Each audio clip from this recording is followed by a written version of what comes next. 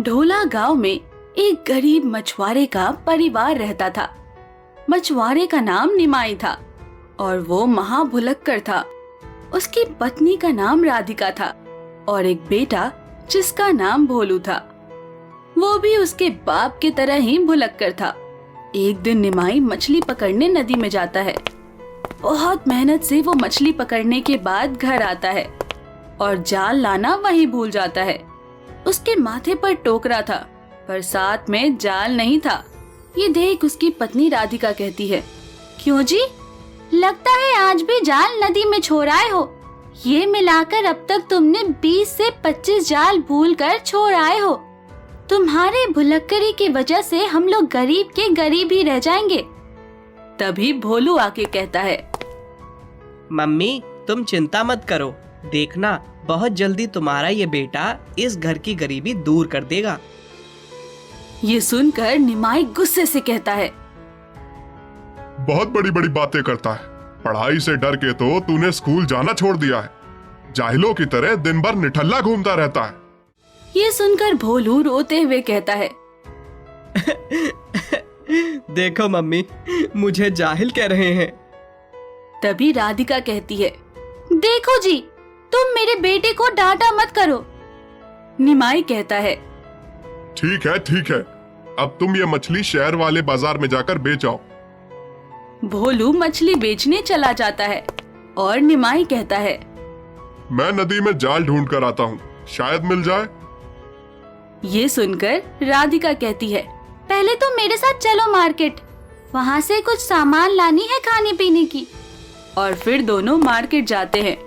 वहाँ एक दुकान में राधिका सामान खरीदने में व्यस्त हो जाती है और इधर निमाई अपने आप से कहता है, अरे यार, मुझे नदी में जाना था और मैं मार्केट में आ गया हूँ। मैं भी ना बहुत ही बड़ा भुलक्कड़ हूँ।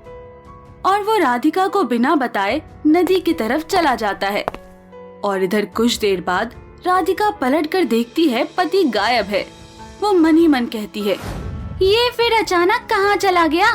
भुलक्कड़ कहीं के, ये आदमी कब सुधरेगा पता नहीं। मेरे पास पैसे भी नहीं हैं, उन्हीं के पास पैसे थे। और फिर मन महसूस कर कुछ लिए बिना खाली हाथ मार्केट से घर चली आती है। इधर निमाई नदी में जाने की बजाय एक जंगल के रास्ते में घुस जाता है। घने जंगलों में जाकर वो भटक जाता है और कहता है, नदी जाने के बजाय इस जंगल में कैसे आ गया मैं? और फिर वो अपने सर को चारों तरफ घुमाकर देखता है। जंगल ही जंगल, दूर दूर तक कोई रास्ता दिखाई नहीं दे रहा था उसे। वो कहता है, अब क्या होगा? अब घर कैसे जाऊंगा? और उधर भोलू मछली का टोकरा लिए गांव से गुजर रहा था, आवाज देते हुए, मछली ले लो, मछली ले लो, ताजी ताजी मछली होलसेल रेट में ले लो। तभी एक 40 साल का लड़का आके कहता है, भाई, ये टोकरी में जितना भी मछली है वो पूरा चाहिए। कितना में दोगे?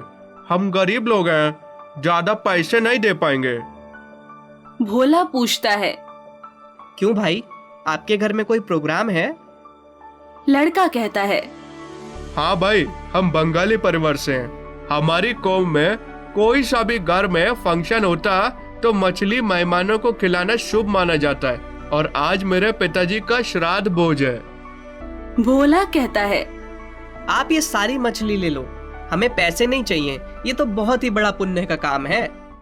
और भोला सारा मछली उस लड़के को देकर चला जाता है।